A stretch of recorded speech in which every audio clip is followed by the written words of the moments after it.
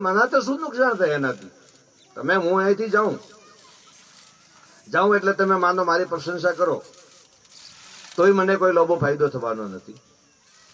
અને હું ક્યાંથી ગયા પછી તમે મારી નિંદા કરવાનું ચાલુ કરી દો તોય તમને કોઈ લોભ, મને નુકસાન થવાનું નથી.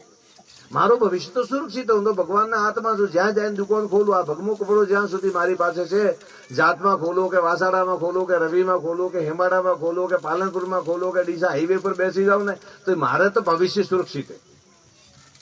પણ તમારી શ્રદ્ધાનું શું? તમારી શ્રદ્ધા ક્યાં ટકાવશો તમે? તમારે ક્યાં ક્યાં તો ટકાવવા માટે સ્થળ તો જોઈશે ને. અટે નહીં ટકાવો તો વટે ટકાવો, વટાતી નહીં તો વટે, અ નહીં તો બ નહીં તો સ. ક્યાંક તો તમારી શ્રદ્ધા ટકાવવા માટે તો સ્થાન તો જોઈશે ને. અને તમારામાં એ જ આદત રહી તો તમારી શ્રદ્ધા તો ક્યાંય નહીં ટકે.